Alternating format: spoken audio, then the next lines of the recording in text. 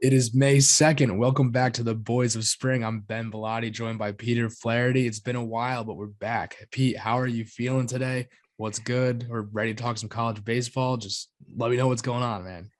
Oh man, it's been a while, but Too long. so much, so too long. So much has happened in college baseball. I think we'll talk about the one constant, which is the team at the top, but a lot of fun stuff has happened, a lot of chaos, and I'm excited to break it all down with you, as well as some high impact guys at this point in the season. Yeah, absolutely. So, quick episode, just agenda, if you will. We're gonna do a quick little recap of what's happened so far in college baseball. It's been a pretty chaotic season. A lot of teams that are ranked that maybe you wouldn't expect to be ranked going into the season. A lot of teams that were supposed to be ranked that aren't. And then we're just gonna tell you our in no order at all, just the 10 guys that we think are the most impactful guys on their team or in college baseball. It might be guys that actually have to be in the lineup day in and day out, or just guys that add a little juice. Guys that are super fun to watch. So I think we got a great episode for you. So just get ready, buckle in, and enjoy the ride. So let's jump right in. So yeah, college baseball. It's been going down. A team at the top. They've got on number one and haven't looked back since they beat Ole Miss. Tennessee has been on top, number one. Pete, what do you think about Tennessee? Yeah, it's been a while since we recorded, but the one thing that's stayed the same has been Tennessee's dominance. We talked at length both, on our episodes and to each other about how complete a team this is. You look at the rotation with Burns, Dolander, Drew Beam, and then their bullpen with guys like Will Mabry, Mark McLaughlin, and you can't forget about the volunteer fireman Ben Joyce. I I mean, cannot.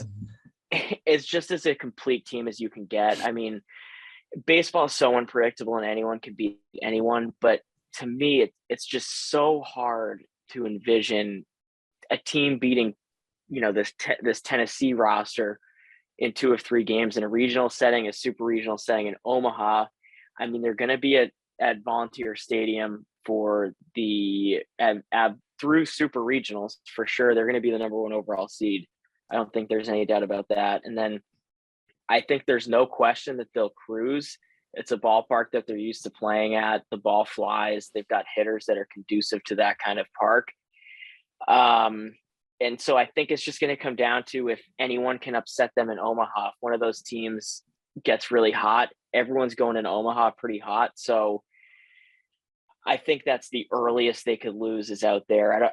If you think differently than me, have at it, but it's hard to not call them the favorites to win it all right now.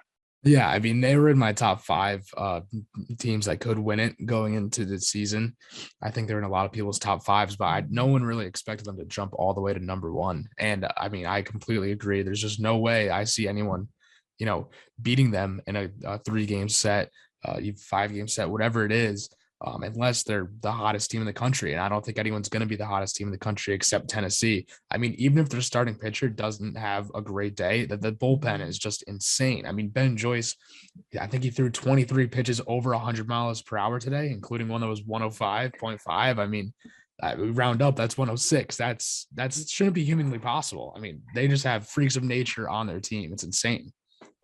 Yeah, to kind of continue on with teams that are good and that Tennessee team and just thinking of who could go punch for punch with these guys. Oregon State's one that has also stayed the course. They've stayed playing really well. Their guys, Jacob Melton, Justin Boyd, Garrett Forrester, they're another team that I would say is not as complete as Tennessee. Tennessee's it's like if you stacked like a Madden dynasty team and got everyone who's the best at their position. But Yeah. they've got guys like Cooper Jerpy, who we're talking about at length, Ben Ferrer. They have lesser, I would say, loud names as Tennessee, and they don't get as much coverage playing on the West Coast. But they've played really good baseball. And then I don't want to call it a drop off, but there's a little bit of a drop off. I would say I was watching Stanford tonight before we hopped on, and their bullpen was just a little bit shaky, and kind of, I know we're jumping around a little bit, but I'm just thinking of anyone who could be there in Yeah, Omaha no. with Tennessee. I think Arkansas's one. Stanford, I don't know if they have the depth to make a real run at this. And I think just at the end, it's going to come down to I've got How many do I have? I'd say I've got 4 teams that can win the national title. I've got Tennessee, Oregon State, Arkansas, and then I've got one sleeper. I've got Virginia Tech. I like Virginia Tech a lot. Yeah, I mean they've been playing really well the entire year. I think I completely agree. Maybe Texas Tech over Virginia Tech. I just really like Texas Tech this year. They're fun to watch. But one team that completely fell off was Vanderbilt. I mean, I was watching them over the weekend against Texas A&M. I mean, talk about the SEC is just loaded with competition. I feel like anyone beats anyone, and they're instantly the next ranked team in the low 20s. I mean, they're separated by one game, A&M and Vanderbilt. Well, now 2 games, but I mean, the SEC is just crazy, and Vandy just kind of really fell off without, not a huge collapse, but not being ranked for them. It's the first time in a long time. Yeah, no, I'm with you. It's a really strange ranking. Like Vanderbilt's not in there, and then Ole Miss and Mississippi State. I don't want to call it a bizarre world because their usual suspects are up there. Tennessee's coming off a great year. Texas is coming off a great year. Those who would be at the top are at the top for the most part. Obviously, I'd be remiss if I didn't mention Southern Miss. Um, they kind of laid an egg this weekend against UAB, who they don't get talked about by anybody. And on paper, that'll look like a bad loss because Southern Miss is ranked so highly. But UAB is a good team. The Conference USA is a good conference. Southern Miss is pitching first. They bats wise, they've got Dickerson, who will play up the middle for him. He's more of a contact guy. He's hitting a really robust 360. And Slade Wilkes, who Yeah, was the name out of high school. I think we all know him here on the Boys of Spring. And he's really started to harness what made him so great out of high school, which was the idea of being a 4 to 5 tool player. He's hit for power and average, which was the key. I know you saw him in the NECBL last summer, where he also had a great year. And so they've got the pitching, no doubt, with Hall, Waldrip, Dalton Rogers. But I just don't know if they can go punch for punch with a Tennessee type offense. That's a brutal standard to hold anyone to, but Tennessee, Miami, even Arkansas, Virginia Tech, Oklahoma State especially, they'll be able to out hit, I think, a Southern Miss. I could see them getting to Omaha, but I just don't know if they're built to win a national championship. If you think differently, I'd love to hear your take, but that's kind of where I stand on them on May 1. yeah, no, I couldn't agree more. I think everything you're saying is exactly true. One thing before we do move on, just Slade Wilkes, you mentioned him. I mean, firsthand saw him with the Waves. This is a guy that, he's coming in, the coach texts us. He's like, just so you know, like people like line up to watch his BP for good reason. I mean, this guy's swing is just insane. It's a perfect swing. He can hit it to all fields. He started to slump a little bit, and then he just, was like, you know what? I'm a good hitter. I'll hit it to the opposite field and get base hits. I don't need to hit homers. And then, everything started clicking. And I think that's the type of roster guys that Southern Miss has. Just a lot of guys that, will grind it out and figure it out. They don't really have too many guys that are going to dominate exactly one side of the baseball. They're not everyone's going to go out there and hit 14, 20 home runs. They're going to do a little bit of everything. So that, a team like that could catch fire, but I don't see how they can dominate over a team like a Tennessee or even a Miami. Yeah, I'm with you. And in the tournament, the teams to always keep an eye on are the teams that are well coached. Vanderbilt is always one because of their track record in Corbin. In the talent they have, they just, for some reason, they can't get really rolling how I know they want to. But don't be shocked if it comes even as a 2 seed and they seemingly steamroll their way to Omaha, depending on the draw. UCLA is another with John Savage. All of those Pac-12 teams play a really cerebral brand of baseball. They play pro style they'll run a lot. They're really defensively sound. The Pac-12 is always really scary come tournament time. And then I think we'd be remiss if we didn't mention how good some of the mid-majors have been also. You look at the Sun Belt with Georgia Southern, who was in the hosting conversation, I think until this weekend. They dropped a series, a tough one to Coastal, who's also very good. The Sun Belt as a whole is great with them, Coastal, Texas State, and even Georgia State. Texas State, I don't know. They're a good team for sure.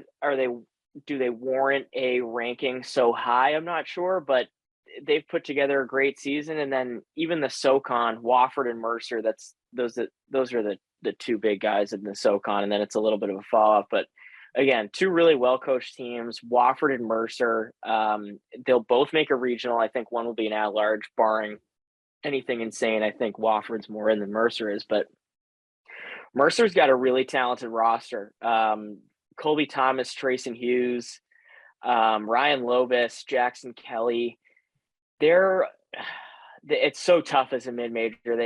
They haven't faced a ton of guys yet, and being in Mercer and Georgia, they're going to get a really tough draw going to a regional. But they're a sleeper team where if they can really pitch, they're going to be able to hit against anyone, I think. But if they can pitch and string together a few quality outings, I think that they're a team to watch. And in our regional preview episode, hopefully we can talk about it more. But they're going to be a sleeper team out of there, and I'm really excited to see where these mid majors end up, because I think there are a few good ones who, depending on the draw, can shock the world and even get to Omaha.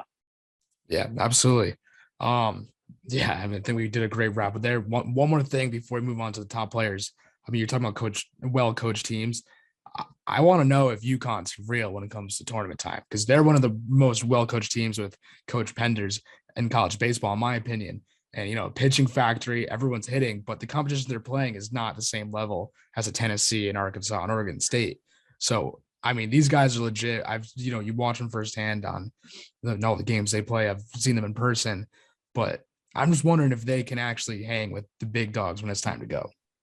Yeah, I'm with you. That was a great point with UConn and Penders, and all they seem to do is win. They don't really blow the doors off of teams. I know they took Butler behind the woodshed this weekend, but they just get it done. I mean, a lot of 6-3, 7-2. There were a couple lopsided scores this year because in college there's just the scores have been outrageous. But UConn's won. Another team which isn't really ranked by a lot of people is Rutgers. Their record is fantastic, and just talking on the coaching side, Steve Owen has done an awesome job at Rutgers.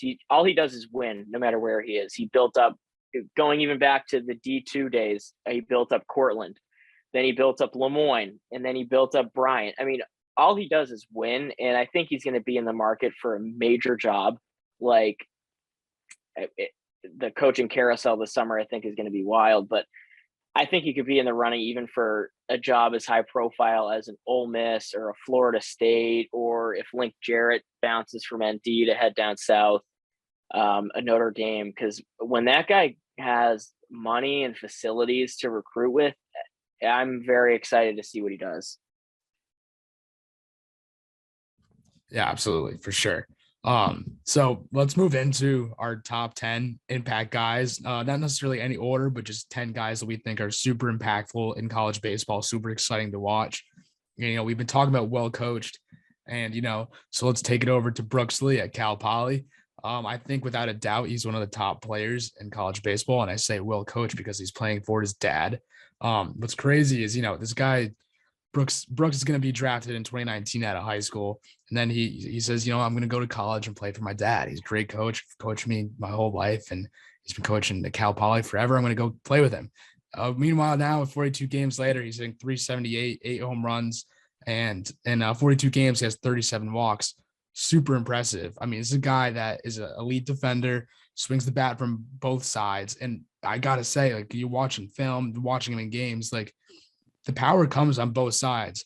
It's a pretty even swing on both sides of the ball. I don't really see a hole in his left side or his right side. Once I think he starts seeing more consistent left-handed pitching and hitting righty more, I would even say that maybe he's going to do even better. I mean, this guy's insane. What do you think about Brooks Lee? I know everyone knows Brooks Lee as the top guy in all the drafts and everything, but he's an elite talent too. Yeah, I've in my personal mock draft in my mind, there's not a player I would take in this entire country in draft class over Brooks Lee. We talk about the ability, you touched on it perfectly. He's a high impact, high power guy from both sides of the plate. He's going to be able to stick on the left side of the infield.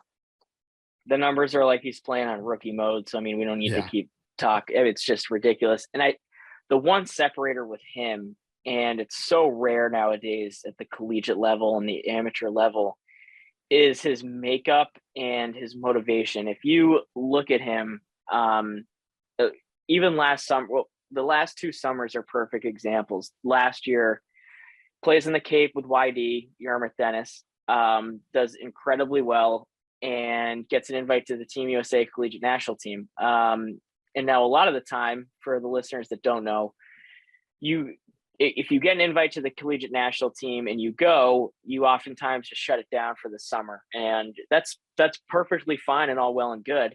But Brooks starts on June 1 on the Cape, goes down at the end of the month to play for Team USA, and then comes back to finish out on the Cape, which is unbelievable for anyone, but a player of his draft stock and the reputation he has in the industry is just unbelievable. And then bouncing back to 2020, obviously Corona hits, it decimates, the summer baseball landscape. There was no Cape, no NECBL. There were a few leagues just around the country, and they were kind of getting whoever was comfortable with playing, following all the protocols, whatever. Brooks Lee lives in California, and he goes out to the Northwoods League, which is the upper Midwest and lower Canada, to play with the Wilmar Stingers in the middle of like prime pandemic time. He's an absolute nutcase in the best way. Not only does he go out there and play, which is admirable enough, he goes out and hits like 320. So long story short, Brooks Lee has the makeup of a big leaguer. I know when he talks about the draft, he couldn't care less in the best way. All he wants to do is get up to the big leagues and win. And I mean, he's not going to be satisfied until he reaches his personal goals of being a Hall of Famer, which he will 100. I think he has that ceiling. I'm bullish on him. It's crazy to call, slap that label on a kid at this stage, but I'm all in on Brooks Lee. Yeah, I think it's hard not to be. And I think you said everything perfectly. I mean, this kid's work ethic, it's like no other. His ambition to play, and you take notice of that. That's the guy you want in your program, not only in college but in the farm system in MLB. And that's a big reason why, aside from his talent, why he's going to be number 1, number 2 overall in this upcoming draft when he's ready. So Let's move on. Who's your guy? Oh man, it's tough to follow up Brooks Lee. That's a great one, but I'll stick with a big time bat on the left side of the infield, and I'll say Jake Geloff from UVA. He's a player who, at the beginning of the year, he was in that home run race with Tommy White. They were going, Tommy White would hit 2, Jake would hit 3, Tommy White would hit 1, Jake would hit 2. And I'm not speaking hyperbolically. That I'm pretty sure that's how it shook out. Yeah, but I know exactly how it went out. It's insane. But no, Jake's been sustained incredible production over the year. He's been awesome for UVA. He's their guy. He's got 17 jacks, 15 doubles, hitting close to 400, and it's easy. It's never easy to do. I would say to really anything in baseball at a high level, but it's easy to kind of put up numbers, like video game-esque numbers, against lesser competition before Virginia kind of gets into their ACC slate. So people were wondering about Jake and how he'd do in the ACC, and he's stuck right with it and performed just as well, if not better, as he was in the beginning of the year. He's hitting, again, 390, 17 bombs, and he's going to be the catalyst for them and be the main reason why I think they've got a good postseason run, and he's probably going to play for Team USA this summer. Yeah, I mean, he's just a dog. I mean, and only a sophomore too. I mean, scary. That UVA team is going to be really good in 23. They've got an awesome group of underclassmen. Yeah, they're up there in the rankings for a reason. So my number 2 guy, I'm a big catching guy. For those I love catching. And I think Georgia Tech's catcher, Kevin Parada, is one of my favorite players to watch in baseball. I mean, the stats speak for themselves. As a catcher, he's hitting 350 with 23 home runs, one of the best bats on Georgia Tech. And he's not the best. He's a very good defensive blocker and receiver, very good catcher, but he's not the best thrower. He still needs to learn to call the game, but I'm really not worried about that. I don't think his coaches at Georgia Tech are either, because you listen to him talk about catching. I mean, At a young age, his mom tried to convince him not to catch. She's like, you don't want to catch. You're gonna block one ball and instantly regret it. And the exact opposite happens. He just fell in love with the position.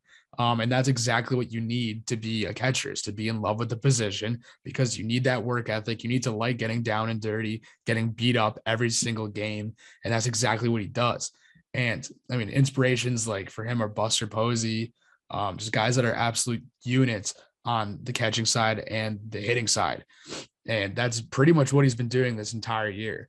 And another thing about him, I mean, his stance is just crazy. I mean, bat starts completely behind him and instantly just bat speed. I don't know how he gets it out there, but he's just so fun to watch. I love watching him. And Georgia Tech is the catching factory, and it's going to continue with Kevin Parada.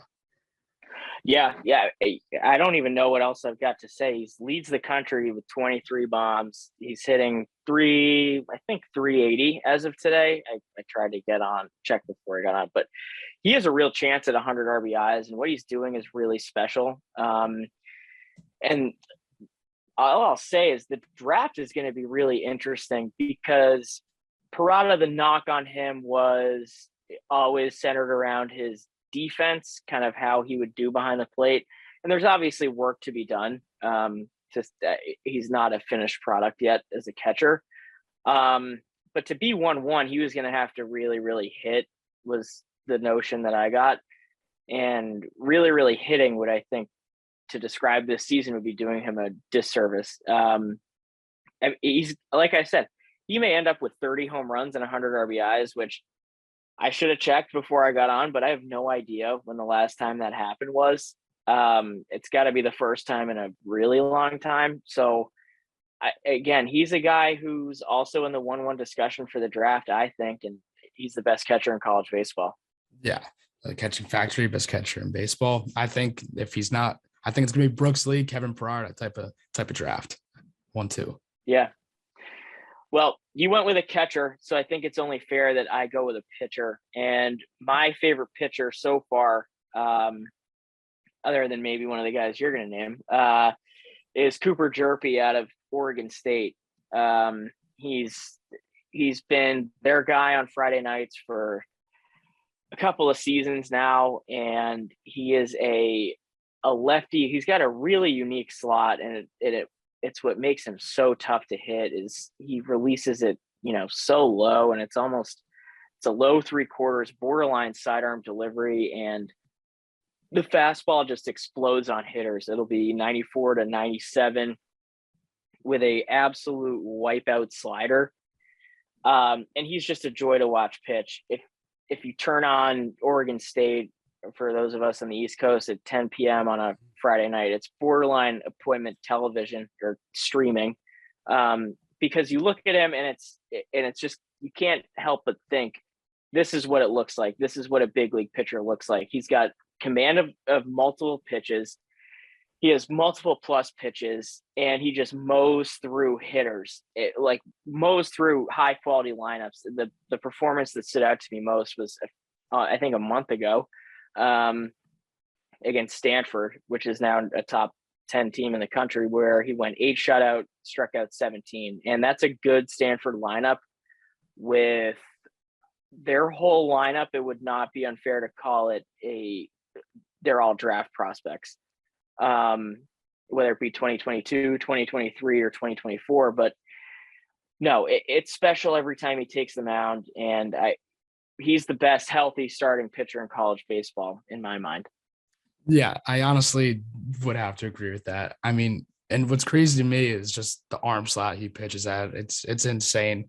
It's like, he's throwing 92, 93, 94, but coming in from that arm slot with the upward movement, the illusion of the upward movement, it's got to look like 97 of these guys. It's just not fair from the left side. Yeah. And so I think I'm going to stick on the same exact track. You alluded to him, Parker Messick, Florida State. Absolutely. If Cooper's your favorite pitcher, Parker is mine. I've loved him since, he stepped foot on that mound.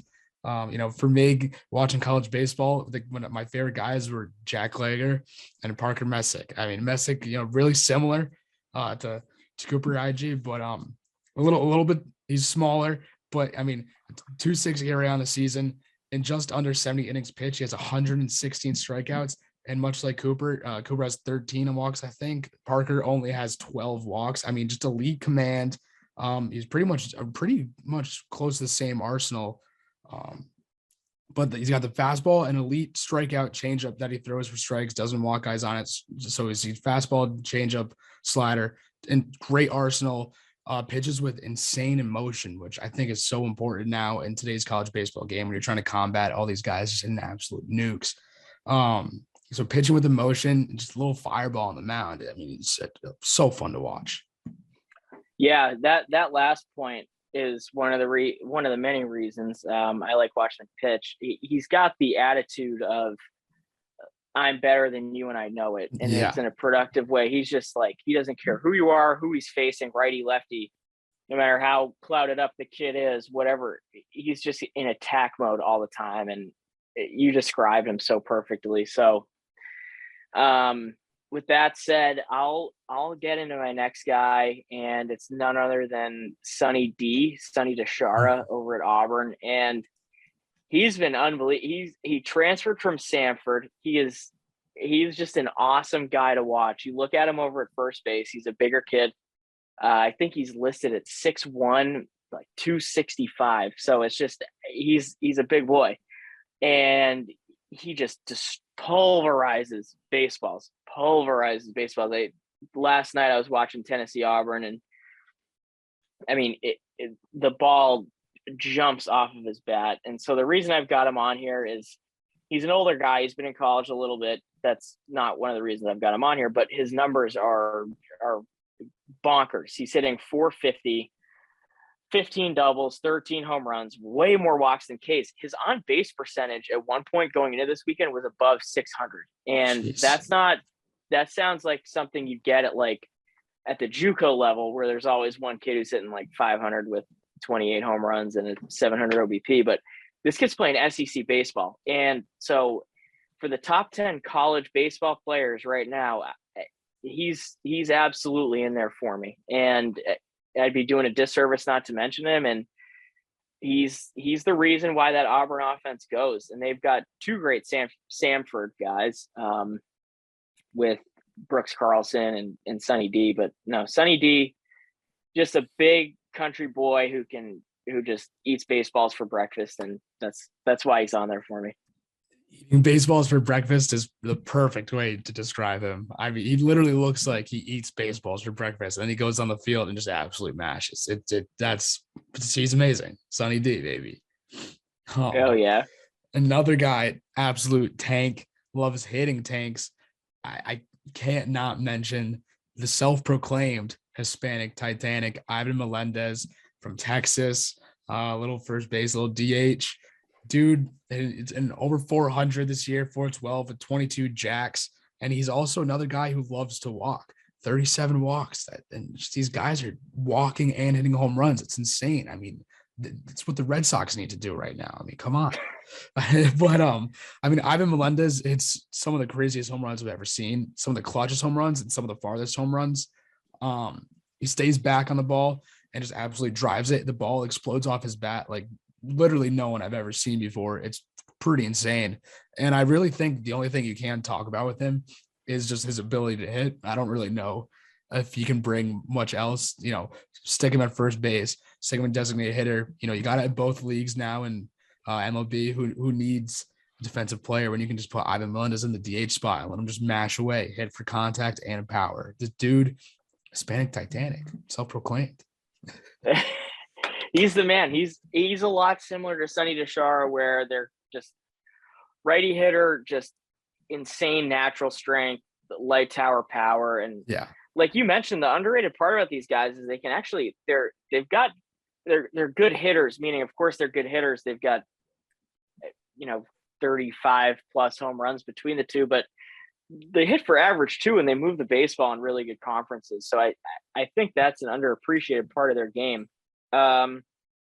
Who it's over 400 and still has over 35 walks too. I mean, crazy. The Hispanic Titanic and Sonny D do. That's right. All right. That's why we got him. That's why we got him. All right. my second to last guy, I'll switch gears a little bit to the ACC and to an underclassman who's a sophomore, Jack Hurley out of Virginia Tech, lefty outfielder. He is a sick athlete. They've had him play center. He can play all three outfield positions. But he's a little, I don't want to say little, but he's 6 feet, like 190, I think is what he's on the roster. But he plays really big. He's a physical hitter. He's got insane hand speed and insane feel for the barrel. I watched him down in North Carolina, and he literally just flicks baseballs and they go out to the opposite field. I mean, he's a really, really special player, and the next year's draft is so far away, but I mean, he's got such a good sense of the strike zone. He's got great feel for the barrel. He can run. He's another guy. He's hitting over 400, 20 doubles, 11 jacks. I don't want to say he came out of nowhere. For a freshman, he had a good season in the ACC, but exploding onto the scene like this was something that I certainly didn't foresee. And he's another guy like Jake who will play on Team USA this summer, I think. If this doesn't warrant an invitation, I don't know what does. But no, he's a really fun player to watch. He plays the game hard. Again, the power is deceptive because you look at his frame and it's 6 feet tall, 190, which is a pretty standard frame for a collegiate athlete. But the power that he possesses is unbelievable. And anyone listening to this who wants to watch him play, and you'll see his hands work and you'll see the power he's got. But also Virginia Tech is a team they're really exciting to watch, and they play fast and exciting. So that's my second to last guy. I'm interested to see who you've got. Yeah, so I mean, it's a toss-up between Ryan Miller, our other co-host, favorite player in baseball, and his partner in crime. It's between Dylan Cruz and Jacob Berry, and I had to go with Jacob Berry. I think his bat speed is some of the best bat speed I've ever seen watching a guy hit. He can play pretty much, in third base, outfield, put him wherever, he'll get it done. He's not going to, he might wow you a couple plays, but he's not going to overly wow you, but he's going to get the job done. But he's going to hit. He's going to hit for average. It's in about 360, 359 on the season. He's got some pops, 14 home runs. So right in the middle of the pack with everyone else that's considered a power hitter. But he kind of reminds me of like Austin Martin, just with a little bit more power. And I think if you can be Austin Martin with more power, I think that's a really good thing to be. And I think for LSU, he's been that great spark plug that can do pretty much everything for you. And, if Dylan Cruz can't get it done, Jacob Berry's right there. He gets it done. Yeah, no, I'm with you. You summarized that perfectly. And LSU, they've got bats on bats, and so many. He's one of their best. So, my last guy is another guy who has more than earned his not self-proclaimed nickname, but Ivan can call himself whatever he wants. No one will tell him otherwise. But Tommy Tanks over at NC State, the national sensation, still the national sensation. But you want to talk about exploding onto the scene? He quite literally did that, where he hit, I think, 5 home runs in the opening weekend. Just everyone was like, "Oh, he's playing Evansville. Oh, he's playing High Point." They just kept making excuses for why his numbers were not going to last. And obviously no one's going to hit 600 for the season, but yeah, he's done nothing but absolutely bang in the ACC too. He's got 19 home runs, sprinted past the NC State freshman home run record, I think 2 weeks ago, and he's still got 4 series left. He's already got 19 home runs, but 25 obviously is well within reach. With how he gets them in bunches, he hit 5 that week with High Point and Louisville. I wouldn't say 30 is even out of the realm of possibility with how the ball flies at NC State, and again, his ability to hit them in bunches. So he's a guy, he doesn't only hit for average. He's another one that his hand speed and bat speed that he develops is unbelievable.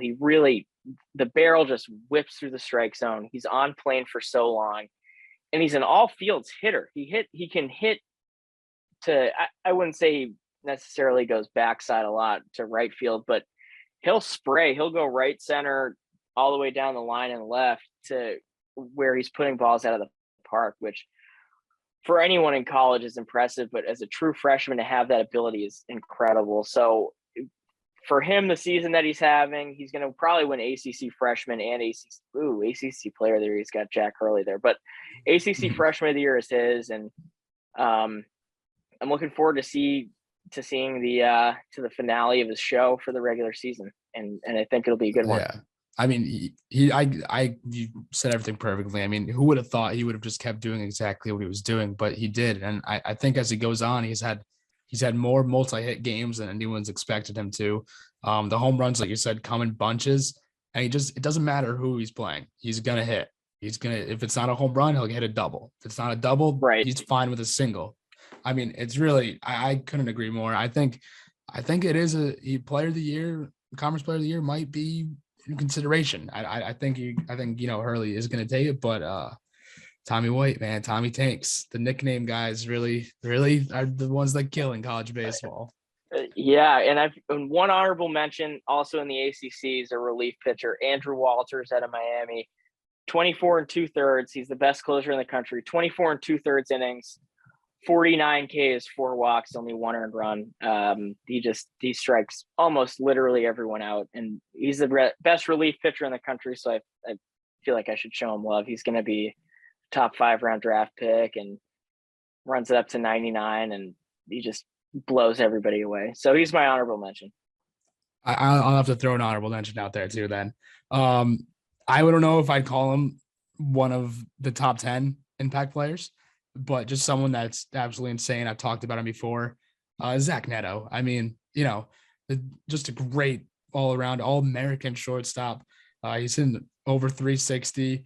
He's got 7 tanks too. He has a little bit of pop. Going to be a great defensive infielder, and if you need him to, he'll get on the bump too. Throw a little heat down there, close out a couple games. So, just Campbell University shout out right there, man. They know how to develop players. Roll humps, and Zach's an awesome kid, and he's a freaking spark plug, and he's just a winner. So, whoever drafts him is going to get really lucky. Yeah. So that was our top 10 impact players, along with a little recap. But we're going to be back a lot more frequently, especially, keep looking out in the summer. I think we're going to have a lot of unique opportunities for content as well. You and Ryan will be in the Cape. I'll be in the NECBL. We're going to have a lot of opportunities to be with top players. Maybe that's interviews or just seeing clips on social. There's a lot more to come. So just look forward to that. Any closing thoughts on your end, Pete? No, one, it's great to get back on the mic with you. I'm fired up to get this rolling again. We'll be back on a weekly basis. I would always give a player to watch. I'll switch the tune because each series is becoming more meaningful. I'll give 2 series to watch, both in the SEC. I'll go Arkansas, Auburn, and Vanderbilt, Georgia. Those will be, I think, 2 of the better series this weekend. I'll be watching. I hope everyone else is too. So thanks for listening, everybody. Follow us on Twitter at Boys of Spring JB. Follow Just Baseball YouTube, Just Baseball Fans, Instagram, TikTok, all that. You know where you can find us. So thanks for listening. It's been a great show. We'll see you next time. See you guys.